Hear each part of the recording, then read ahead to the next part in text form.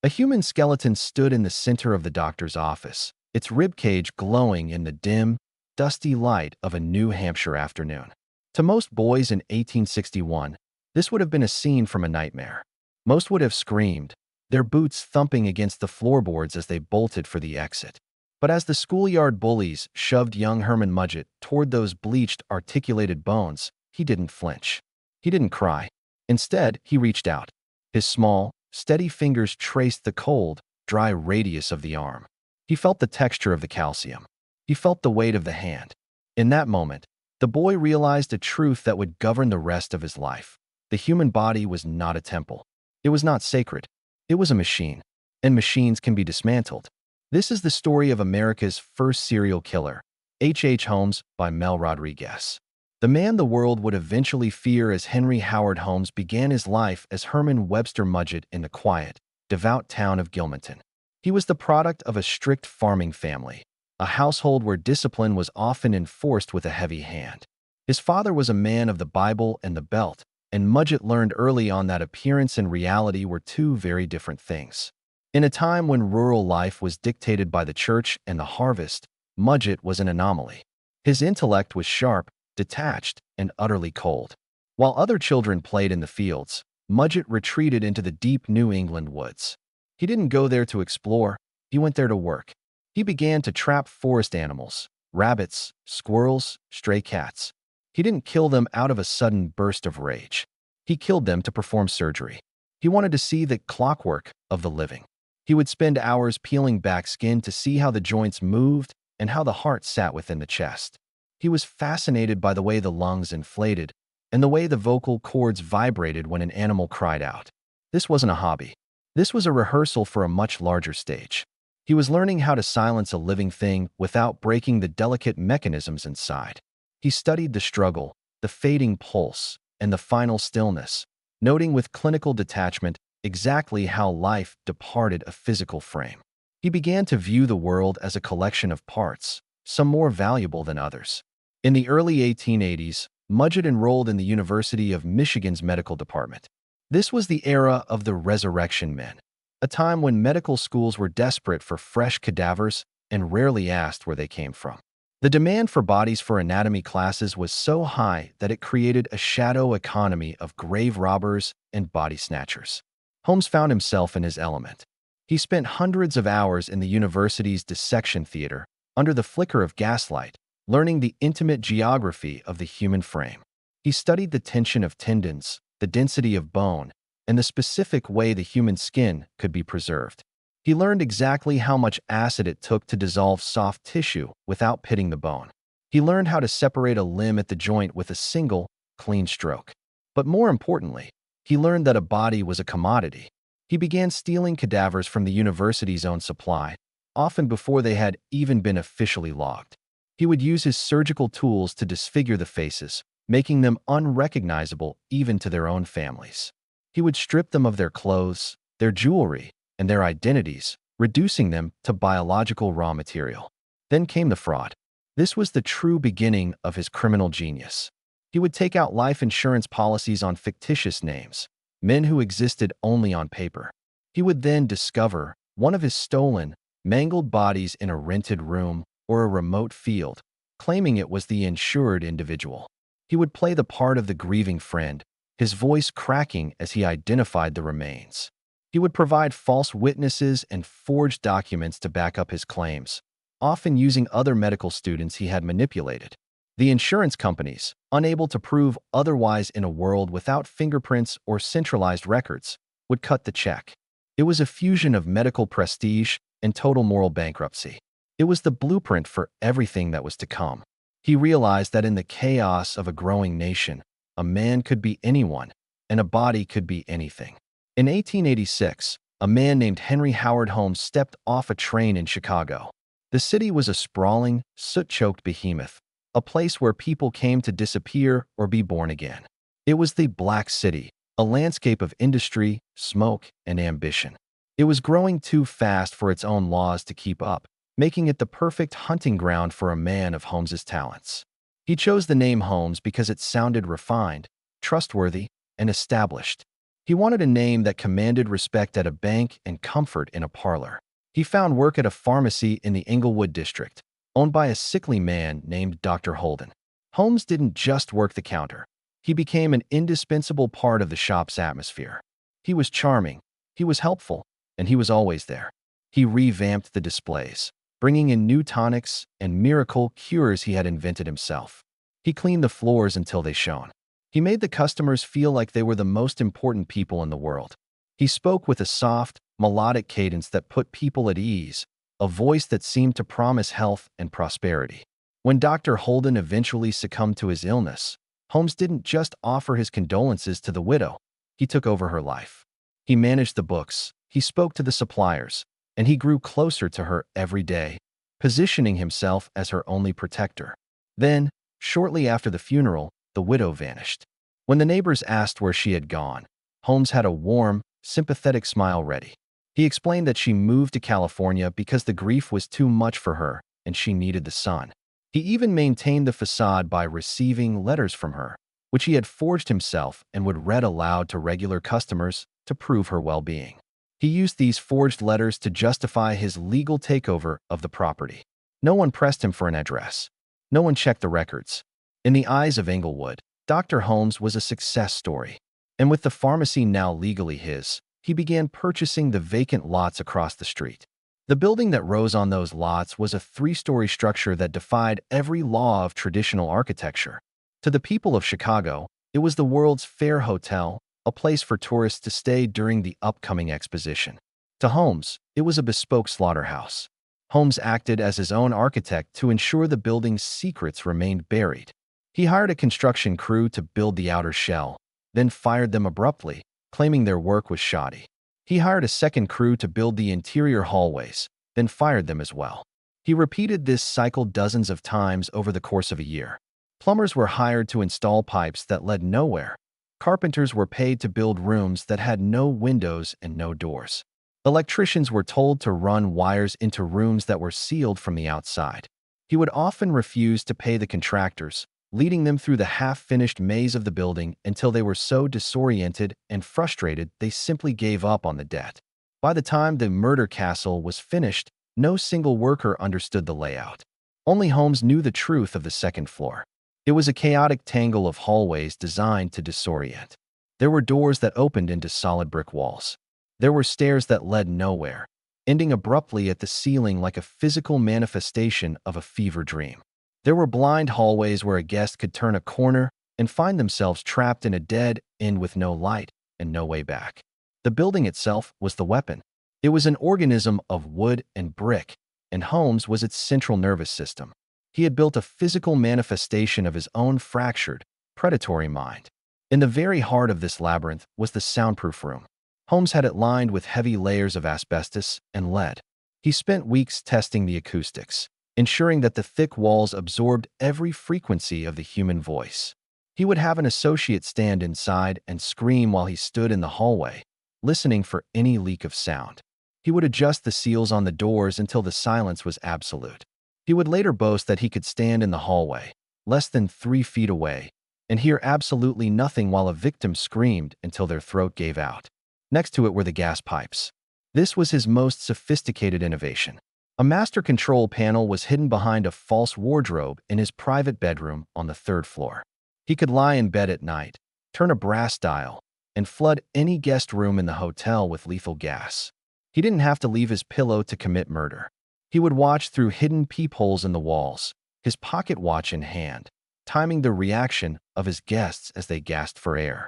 He watched the panic, then the lethargy, and finally the silence. He recorded the time it took for different individuals, young, old, strong, or weak, to succumb. To Holmes, this wasn't cruelty. It was a laboratory experiment in the efficiency of death. Then there was the black closet. This was a tiny, upright space where victims were locked. It was too narrow for a person to sit and too small for them to turn around. They would be forced to stand in total, suffocating darkness for days. He wanted to see how long the mind could hold on to reality before it shattered. He would listen at the door as they begged, then as they bargained, and finally as they lapsed into a catatonic silence. He was a collector of final moments, and he had built the perfect vault to store them. He viewed the hotel as a giant trap, and the guests as nothing more than prey that had wandered into his web. The castle was designed for industrial efficiency. Hidden behind decorative wardrobes or tucked under heavy rugs were trapdoors. These doors were connected to large, padded chutes that led directly from the upper floors to the basement. This was the vertical integration of his factory. A body could be moved from the third-floor office to the acid vats in the cellar in a matter of seconds. He even built a secondary elevator that was disguised as a freight lift but served only to transport materials to the furnace. He installed a series of pulleys and ropes that allowed him to move heavy weights with minimal effort. No guest in the lobby would ever hear a struggle. No maid would ever find a bloodstain on the carpet. The hotel was a machine, the guests were the raw material, and the basement was the refinery. He had created a system where a person could enter the front door as a tourist and exit the back door as an articulated skeleton, and the world would be none the wiser. Every hallway was a conveyor belt leading to the pit. He was the manager of a factory that produced nothing but ghosts and profit. In 1893, the world's Columbian Exposition opened. It was the White City, a miracle of electricity and grand architecture. 27 million people descended on Chicago, many of them young women traveling alone for the first time in their lives. They were seeking independence, employment, and adventure. To Holmes, they were a high-volume supply chain. He would meet them at the train stations, appearing as the perfect gentleman. He wore fine wool suits and a bowler hat, his shoes polished to a mirror shine. He offered them high-paying jobs as stenographers or clerks at his grand hotel. One beautiful stenographer from Indiana, Emmeline Sigrand, was one of the many who walked through the front doors and never walked out. She was lured by the promise of marriage. Holmes isolated her from her family, convincing her to cut ties for the sake of their future. He spoke of a life of luxury, of travel, and of a shared medical practice. One afternoon, he asked her to step into his walk-in office vault to retrieve some files. As soon as she was inside, the heavy steel door clicked shut. Holmes sat at his desk, just inches away, and listened. He didn't just kill her, he processed her. He spent the following days in the basement with a medical kit, carefully stripping the flesh from her bones. He worked with the precision of a master craftsman, taking care not to nick the skeletal structure. He eventually sold her skeleton to a local medical school for $200. To the school, it was a teaching tool. To Holmes, it was the final profit from a woman who believed she was his bride. He would later repeat this process with dozens of others, turning his basement into a literal factory for medical specimens.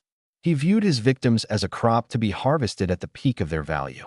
Then there was Minnie Williams, an heiress from Texas. Holmes wooed her with flowers, poetry, and the promise of a grand estate. He married her bigamously and systematically persuaded her to transfer the deeds of her valuable property over to him. He was a master of the long con, spending months building a victim's trust before the final strike. He would take her out to the finest restaurants and theaters, all while planning her demise. When her sister, Nanny, came to visit for the fair, Holmes realized his web of lies was in danger of collapsing. He took the sisters to the basement, promising to show them a new investment he had made in a state-of-the-art safe. He invited Nanny to step inside to see the airtight construction. As soon as she was inside, he slammed the door and spun the dial. He then forced Minnie to watch through a small glass portal as the oxygen ran out. He watched her sister claw at the iron, her breaths becoming shallow and frantic, her eyes bulging with terror. The heiress was killed shortly after. Their bodies were never found by the police. Years later, investigators would find only a small, melted fragment of a gold watch chain in the ash of the massive basement furnace, the last remnant of a life stolen for a few $1,000s in property deeds. He looked at the gold and saw only the value of the metal, indifferent to the person who had worn it. The basement was the heart of the operation. It was a cold, damp space lit by flickering gas lamps, smelling of lye, sulfur, and copper. It was located deep beneath the street level, away from the prying eyes of the public. It contained large wooden vats filled with corrosive chemicals designed to strip flesh from bone in a matter of hours. There were quicklime pits that could dissolve remains into a gray, unrecognizable sludge. He had a table designed specifically for dissection, with grooves to catch the fluids and direct them toward the city's sewer lines. He had a collection of surgical saws, knives, and clamps, all kept in immaculate condition. But the most chilling feature was the kiln. It was a massive, custom-built furnace that could reach temperatures high enough to turn human bone into ash. Holmes was obsessed with the limits of human endurance. He often kept victims alive for days in the cellar, studying them. He wanted to know how long the human heart could beat under different stressors, recording his findings in notebooks that he would later destroy. He would test the effects of different gases, different temperatures, and different levels of light. In his mind, they were no longer people. They were biological data points in a grand, dark experiment. He was the scientist, the building was his laboratory, and the world was his specimen jar. The cellar was where the machine consumed what it was fed, turning human lives into heat and ash. Holmes wasn't just a killer. He was a master of industrial deception. He played a constant, high-stakes game with his creditors. He was a man who lived on the edge of financial collapse, fueled by his own narcissism. He would order expensive furniture on credit, mahogany tables, velvet curtains, ornate stoves. When the collectors arrived, he would lead them through the maze of the second floor.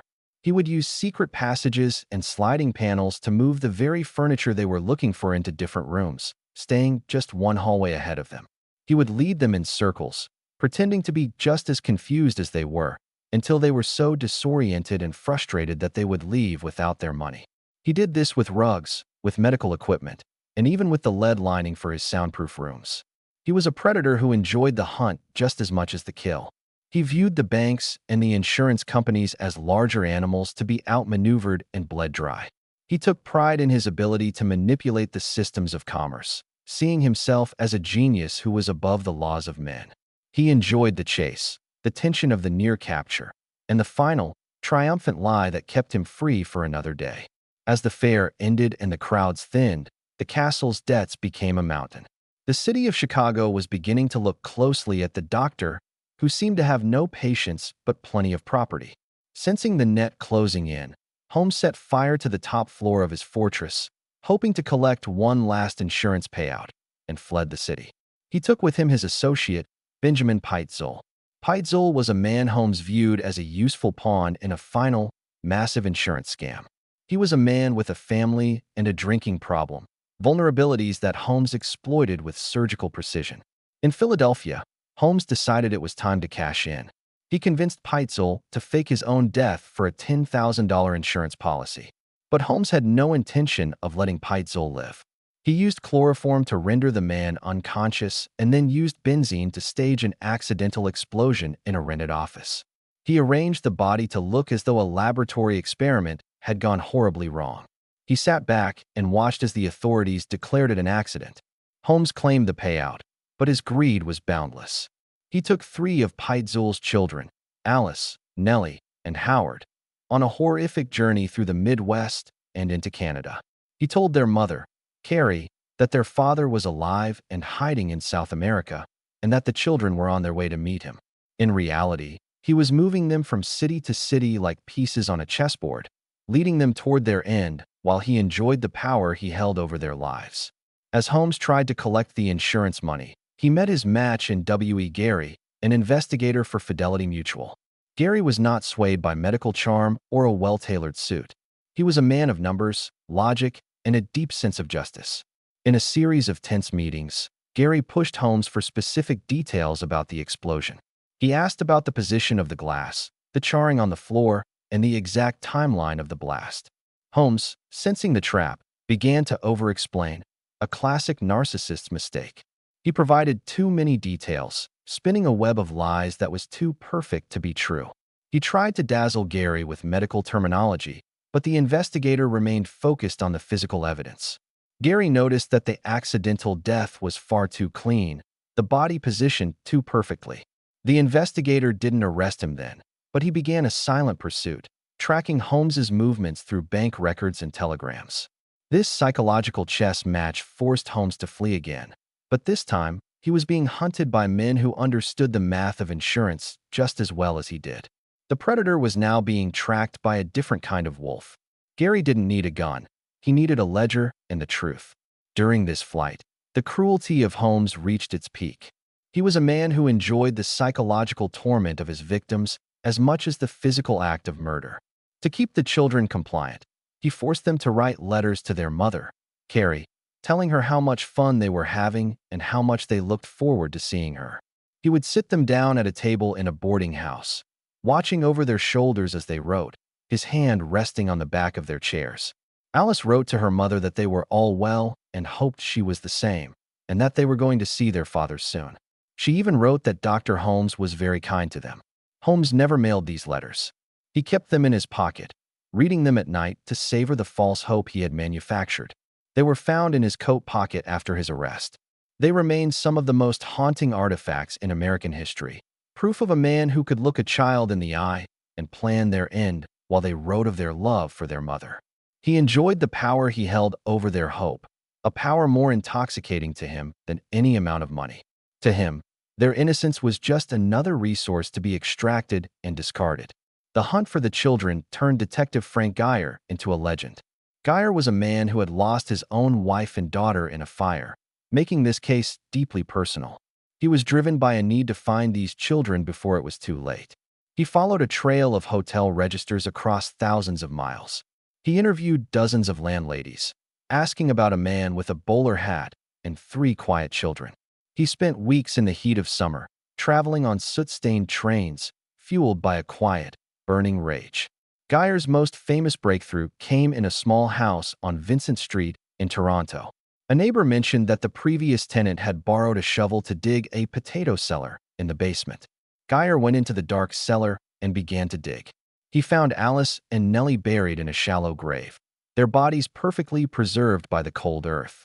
The local community was so horrified that they turned the house into a temporary shrine, covered in flowers and tears. Geyer didn't stop there. He tracked Holmes to a small cottage in Irvington, Indiana. There, in the back of the house, he found a large, wood-burning stove. Geyer sifted through the heavy layers of ash until his fingers brushed against something hard. He pulled out a fragment of a human jawbone and a set of small, charred teeth. This was a watershed moment for criminal science. By comparing these charred fragments to dental records, Geyer proved that Holmes had murdered the boy and incinerated his remains. This was the birth of forensic odontology, the first time dental evidence was used to secure a conviction in a major American case. The machine had finally left a gear behind. Geyer had found the physical truth that Holmes's charm couldn't erase, proving that even the most meticulous killer leaves a trace. When the Chicago police finally raided the castle in 1895, they didn't just find a building, they found a graveyard. The raid was prompted by the findings in Philadelphia and Toronto. The lead investigator described the smell of the pit, rising from the floorboards, a scent of rot, old chemicals, and something sweet and cloying. In the basement furnace, they found thousands of bone fragments, hairpins, and gold buttons. They found a woman's shoe half dissolved in a vat of acid. Every inch of the building was a testament to a man who viewed human life as raw material. They found the secret passages, the gas valves, and the soundproof rooms. They found the black closet and the vertical chutes. They realized that the World's Fair Hotel had never checked out a single guest on its second floor. The city was forced to reckon with the fact that a monster had built a fortress in plain sight, and that the modern world they were so proud of, the world of electricity and industrial efficiency, had provided him with all the tools he needed to industrialize murder. The castle was a monument to the failure of a city to watch over its own, a dark shadow in the middle of a bustling neighborhood. In 1896, the eyes of the entire world were fixed on the Philadelphia courtroom. Holmes was a narcissist who thrived on the attention. He dismissed his lawyers, choosing to defend himself. He used his medical knowledge to cross-examine witnesses, trying to paint himself as a victim of a media circus. He smiled for the cameras and spoke with a calm, melodic voice. He dressed in the finest suits, making sure his hair and mustache were perfectly groomed for every session. He treated the trial like a grand debut, a final chance to prove his intellectual superiority over the men who had caught him. While awaiting execution in Moyamensing prison, Holmes wrote his memoirs. He was paid a large sum by the newspapers to tell his story. He claimed he was literally being possessed by the devil, stating that his face was beginning to take on a demonic appearance in the mirror. He wrote that he was born with the evil one standing as his sponsor. This was his final performance, a calculated play for an insanity defense that failed to move the jury. He spent his final days writing letters and preparing for his exit, never once showing a hint of remorse for the lives he had dismantled. He was a performer until the very end, treating the gallows like a stage and the witnesses like an audience. On the morning of May 7th, 1896, Holmes was led to the gallows. He remained unervingly calm, his steps steady as he climbed the stairs. He even instructed the hangman on how to tighten the noose around his neck so it would be more effective.